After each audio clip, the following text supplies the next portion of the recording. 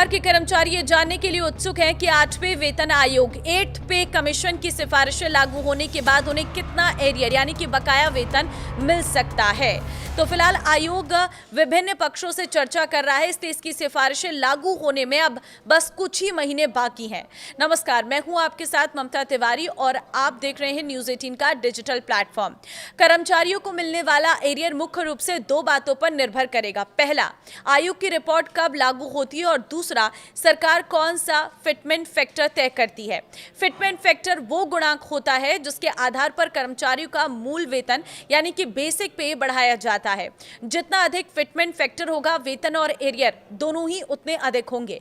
कुछ विशेषज्ञों का मानना है कि 8वें वेतन आयोग की सिफारिशें मार्च 2027 से लागू हो सकती हैं, जबकि कुछ का अनुमान है कि ये प्रक्रिया मई 2027 के बाद पूरी होगी। एक राय यह भी है कि आयोग मार्च 2027 तक अपनी रिपोर्ट सरकार को सौंप सकता है, जिससे कर्मचारियों को अप्रैल 2027 से बढ़ा हुआ वेतन मिलना शुरू हो सकता है।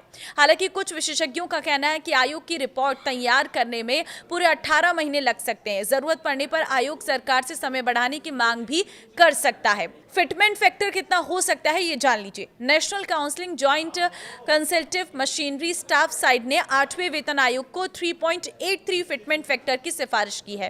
हालांकि कई विशेषज्ञों का मानना है कि मौजूदा आर्थिक परिस्थितियों में इतना बड़ा फिटमेंट फैक्टर संभव नहीं है।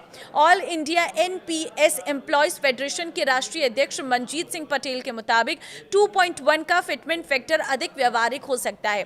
यदि ऐसा होता है तो 18,000 रुपए बेसिक वेतन पाने वाले कर्मचारी का मूल वेतन बढ़कर करीब 37,800 रुपए हो सकता है। लेवल 1 से लेवल 5 के कर्मचारी कौन है, ये भी जान लीजिए। 7वें वेतन आयोग के पे मैट्रिक्स के अनुसार लेवल 1 से 5 में मल्टीटास्किंग स्टाफ एमटीएस, चपरासी, office attendant, lower division clerk यानी कि LDC, upper division clerk UDC, senior clerk, technician, stenographer, head constable, staff nurse और अन्य शुरुआती स्तर के कर्मचारी शामिल है। तो कितना मिल सकता है एरियर में आपको बताती हूँ। कुछ एक्सपर्ट्स के अनुसार अगर संशोधित वेतन सितंबर 2027 से लागू होता है तो करीब 20 महीने का एरियर बन सकता है। 2.0 फिटमेंट फैक्टर पर लेवल 1 कर्मचारी को करीब 3,60,000 रुपए और लेवल 5 कर्मचारी को 5,82,000 रुपए तक एरियर मिल सकता है। 2.15 फिटमेंट फैक्टर पर यह राशि 4.1 लाख रुपये से 6.69 लाख के बीच पहुंच सकती है। तो 2.28 फिटमेंट फैक्टर पर एरियर 4.60 लाख रुपये से 7.44 लाख रुपीस तक पहुंच सकता है।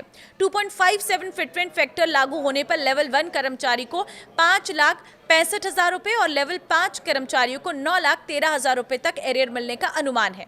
वहीं अगर यह फिटमेंट फैक्टर 2.86 लागू होता है तो लेवल 1 कर्मचारी को करीब 6,69,000 रुपए और लेवल 5 कर्मचारी को 10,82,000 रुपए तक एरियर मिल सकता है।